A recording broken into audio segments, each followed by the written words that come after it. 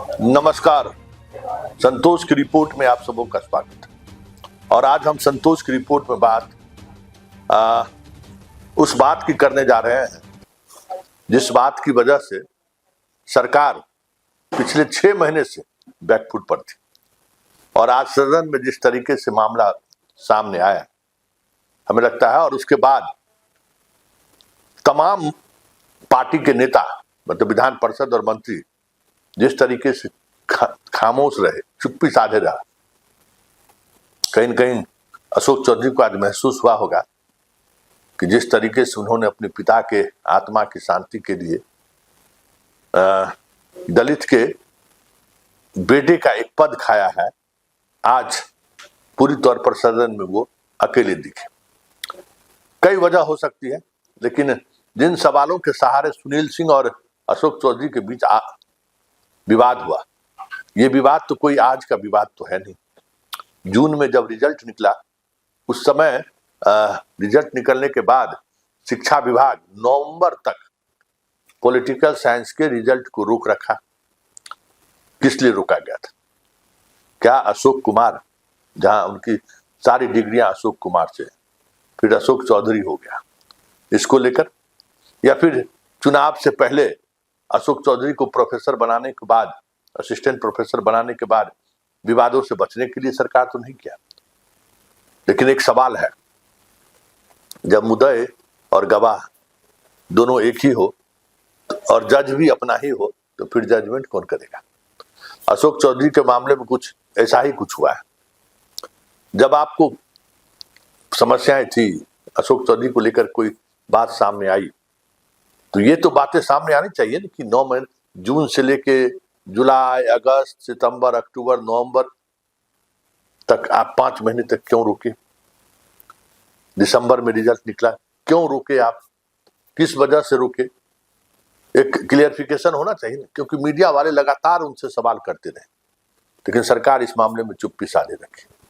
आखिर कौन सा ऐसा फैक्ट आया जिसकी वजह से अशोक चौधरी के नियुक्ति को सही मान ली सरकार?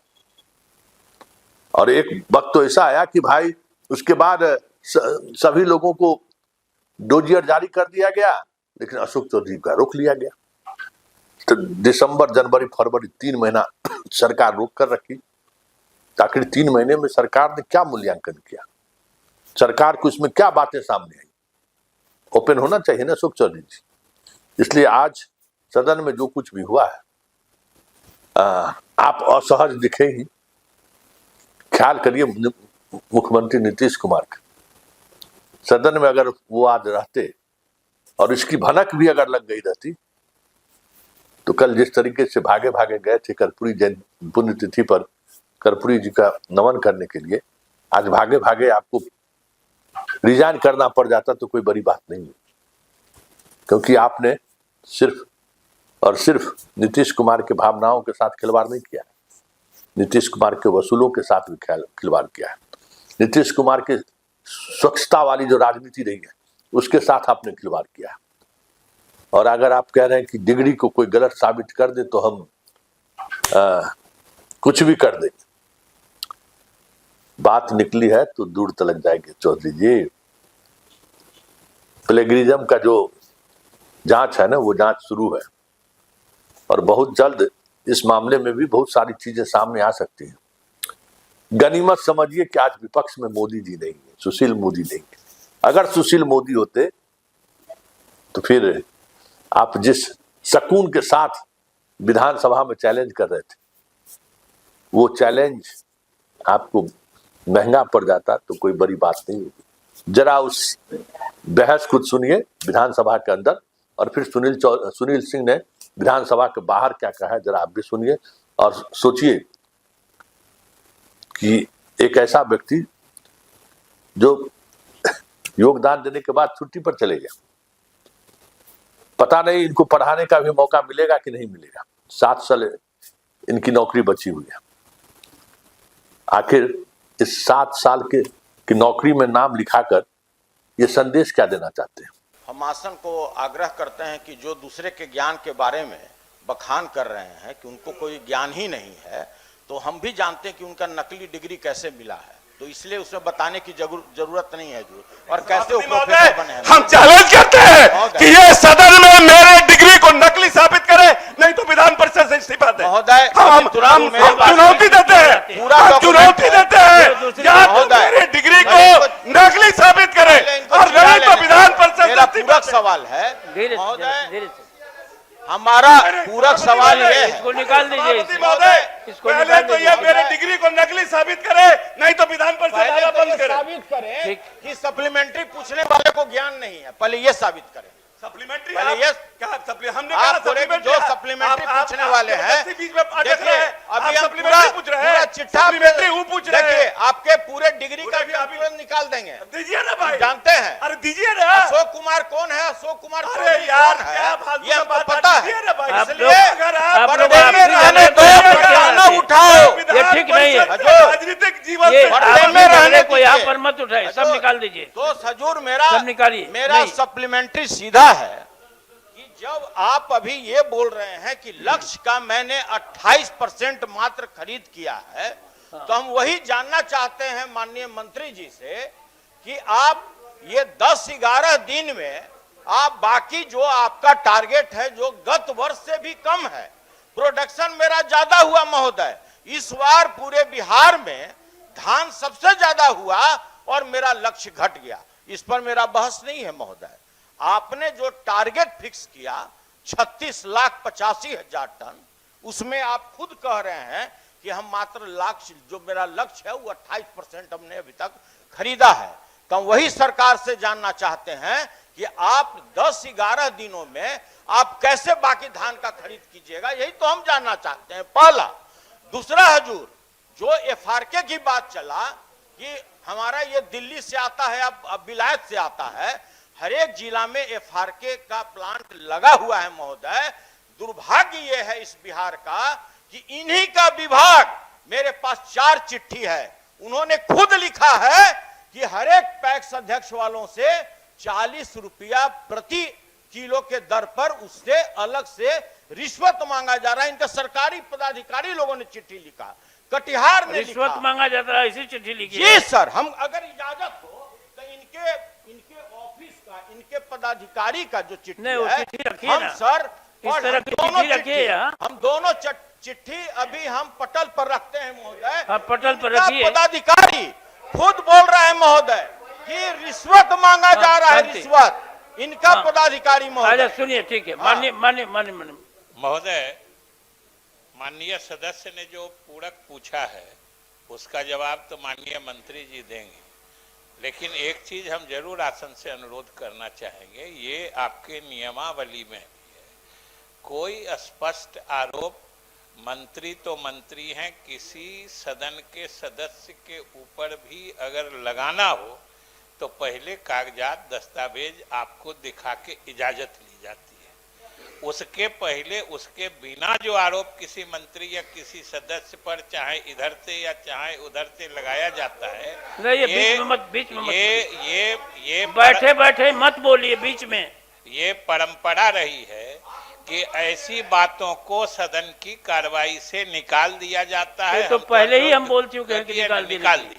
पहले ही बोल चुके हैं, इसको निकाल दिया जाए। अगर ठीक है। आसन का नियमन हो तो जो सरकारी चिट्ठी है इनके विभाग का, जिसमें पदाधिकारियों ने स्पष्ट लिखा है कि प्रत्येक पैक्स अध्यक्ष से रिश्वत मांगी जा रही है फार्के सप्लाई करने के लिए 40 रुपया प्रति किलो, वो ये अधिकारियों ने लिखा है। जी, इनके पदाधिकारी आप ने इस लिखा। पत्र को ले आकर ये रखिएगा। दोनों पत्र हम लिखने यहाँ लेके रखिएगा तो बेचारा दूसरी होगा। बात ठीक, महोदय, आगे बढ़िए, अब कुछ हाँ, नहीं। नहीं महोदय, हमारा जवाब कहाँ मिला?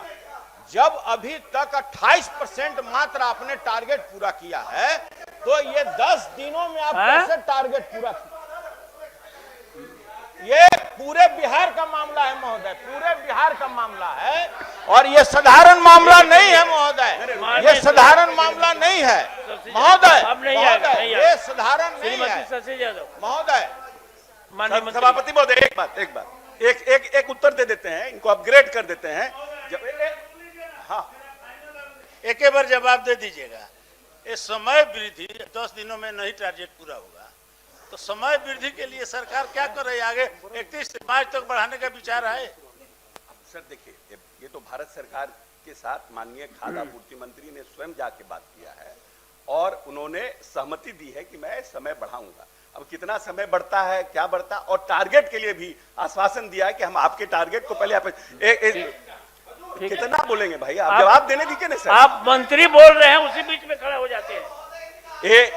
एक तो है कि इनको नहीं एक मिनट, इनको हिंदी समझ में आता है, अंग्रेजी में समझ में आता है, संस्कृत तो अगली बार बता देंगे तो मंत्री उसी भाषा में बोलेगा।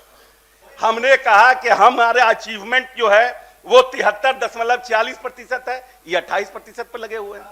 सप्लीमेंट्री सुनना नहीं चाहते हैं क्योंकि इनको तो टारगेट करना है, इनको सरकार से जवाब नहीं लेना है, इनको टारगेट करना है। हमने कहा कि हमने लक्ष्य का 73.46% जो हमारा लक्ष्य है 3.96 का जो हमारा लक्ष्य है उसके 27.7 लाख मीट्रिक टन हमने अचीव कर लिया है। और हमने माननीय मंत्री ने भारत सरकार के मंत्री से जाके बात किया है कि हमके लक्ष्य को भी बढ़ाया जाए और हमारे समय को भी बढ़ाया जाए। तो और हम कह रहे हैं कि हम 90 दिन में सभी लोगों को 90% जितने लोगों का हमने लिया है 76% में 90% किसानों को 48 घंटा में हमने पेमेंट कर दिया है। महोदय, पंजाब हमसे छोटा राज्य है महोदय, 150 लाख टन उसका लक्ष्य है, 150 लाख टन। आपका लक्ष्य कितना है? मात्र 36.85 आप अपने स्टेट के बारे में पूछ रहे हैं, वही तो कि बोल रहे पंजाब हैं के बारे में पूछिएगा। कि जब इसको छोटा चलिए आगे बढ़िए। लक्ष्य बढ़ सकता है श्रीमती महोदय, सचिव यादव, अपना क्यों नहीं बढ़ सकता, वही तो हम बात जानना चाह रहे हैं। बैठिए। अशोक चौधरी के डिग्री पर सुनील जी आपने सवाल उठाया।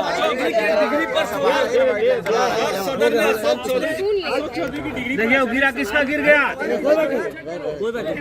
देखिए अशोक कुमार लोगो चढ़ा दिया ऊपर।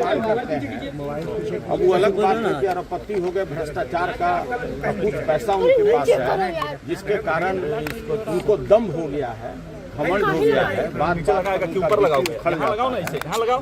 हम लोग धान अधिप्राप्ति किसानों की समस्याओं पर बात कर रहे थे और जवाब देने के बदले उल्टा पुल्टा बोलने लगे कि आपके टाइम में क्या होता था, इस टाइम में क्या होता था। तो मेरा सीधा सवाल था कि जो किसानों का जो लक्ष्य निर्धारित किया गया है, इस बार धान का उत्पादन ज्यादा हुआ तो ज्यादा होना चाहिए था अन्य राज्यों की तुलना में, आपका कम क्यों है? इसी पर वो भड़क गए और तरह तरह की बातें करने लगे। मैंने भी बोला कि आप अगले के काबिलियत पर सवाल मत उठाइए, आपकी भी डिग्री जो है फर्जी है। आप अशोक कुमार चौधरी के नाम पर अपॉइंटमेंट लिए हैं और आपने जो रिसर्च किया है आपका नाम है अशोक कुमार। तो इसलिए ये सब राज की बात है, राज रहने दीजिए, पर्दा न उठाओ, है ना, पर्दा खुल गया तो वही बात हुआ। तो भाई हमारा सीधा कहना है कि आप मुद्दे की बात कीजिए, आप किसानों की बात कीजिए। आप भ्रष्टाचार से कुछ संपत्ति कमा लिए और ये हम नहीं बोल रहे हैं, ये एक पार्टी के जो मुखिया हैं लगातार आपके बारे में प्रूफ के साथ बोलते रहे। ये हमारा आकलन नहीं है, उन्हीं लोगों का आकलन है। नहीं, अगर हमने गलत बोला है तो उनको मेरे ऊपर FIR कराना चाहिए। देखिए ऐसा है कि गलत होता है, 2 जोड़ 2 4 होता है, 5 नहीं हो सकता।